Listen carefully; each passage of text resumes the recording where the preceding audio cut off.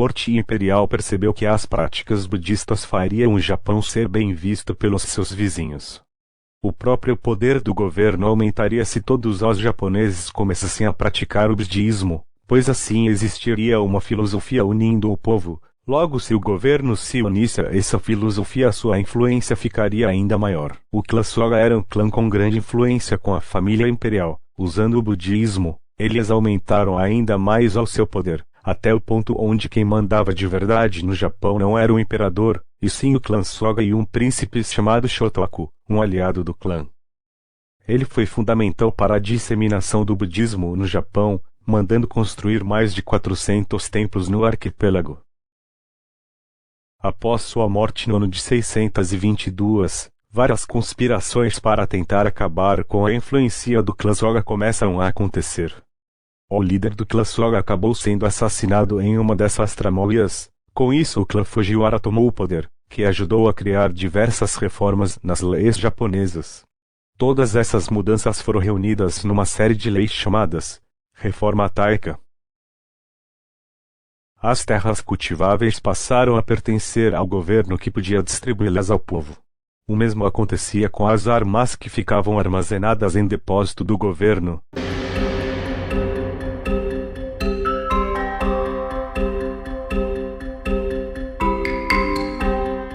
Um clã rico era dono de muitas terras, porém não tinha controle nenhum sobre essas propriedades que ficavam muito longe de sua base de poder. Então essas terras eram deixadas nas mãos de nobres menores, que administravam o lugar. Eles eram chamados de daimyos.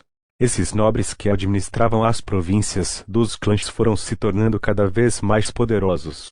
Uma das suas obrigações era de defender a propriedade. Então eles recrutavam guerreiros da província a qual administravam. Com isso, o Japão começou a ter exércitos regionais, que crescia conforme alguns desses nobres faziam alianças com outros.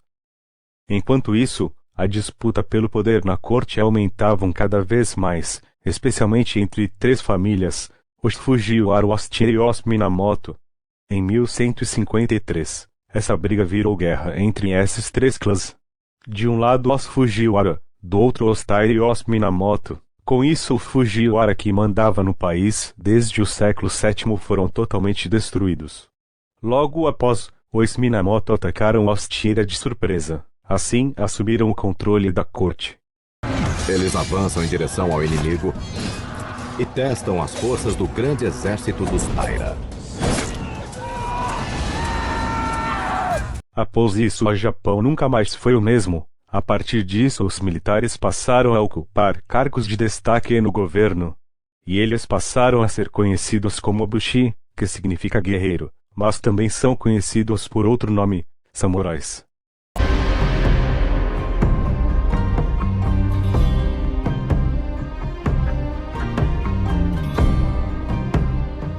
A partir do século XII, os samurais entraram em cena. Eles eram uma elite militar. E a questão era hereditária, só poderia ser samurai quem era filho de samurai. Também existiram os ronins, que eram samurais sem mestre. Os ronins vagavam pelo Japão, normalmente aceitando trabalhos em troca de comida ou hospedagem, e eram muito temidos. Os samurais se tornaram uma das figuras mais marcantes do Japão feudal. O feudalismo foi um modelo político e econômico em que um senhor feudal, que tinha grandes porções de terra, cedia parte dessas terras para trabalhadores em troca de lealdade. Esse modelo também aconteceu na Europa durante uma boa parte da Idade Média, especialmente entre os séculos XI e XIII. Mas diferente da Europa, que era formada por vários reinos diferentes, cada um com o seu senhor, no Japão, esse esquema era coordenado pelo governo central, neste caso, Shogun.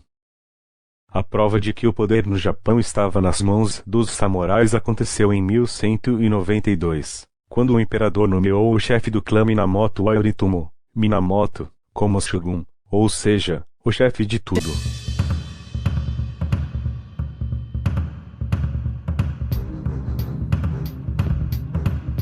Enquanto o Japão passava por conflitos que deram origem ao shogunato, Temujin passou a unir tribos mongóis e criou um dos maiores impérios de todos os tempos. Esse cara é o famoso Gengis Khan.